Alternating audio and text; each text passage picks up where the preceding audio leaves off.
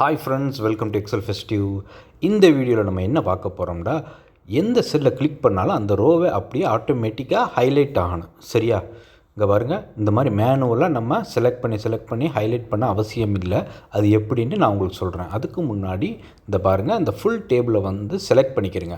Select பண்ணிவிட்டு மேலே home tape கீழே கண்டிஷனல் ஃபார்மேட்டிங்கில் நியூ ரூல் இருக்குல்ல, அதை செலக்ட் பண்ணுங்கள். இந்த பாப்அப் டயலாக் பாக்ஸ் வரும். இதில் நீங்கள் செலக்ட் பண்ணுறது use a formula to determine which cell to ஃபார்மேட்டை செலக்ட் பண்ணிக்கிறேங்க. அப்புறம் கீழே ஈக்குவல் டு செல் கொடுத்து ஓப்பன் பேரந்திஸ் டபுள் கொட்டேஷனில் ரோ கொடுத்து டபுள் கொட்டேஷன் க்ளோஸ் பண்ணிவிட்டு equal to row open parenthesis close parenthesis கொடுத்து கீழே ஃபார்மட்டுங்கிறத கொடுங்க. ஃபார்மட்டுங்கிறத கொடுத்து எந்த கலர் வேணுமோ உங்களுக்கு ஹைலைட் பண்ணுமோ அந்த கலரை செலக்ட் பண்ணி ஓகே கொடுங்க. சரியா?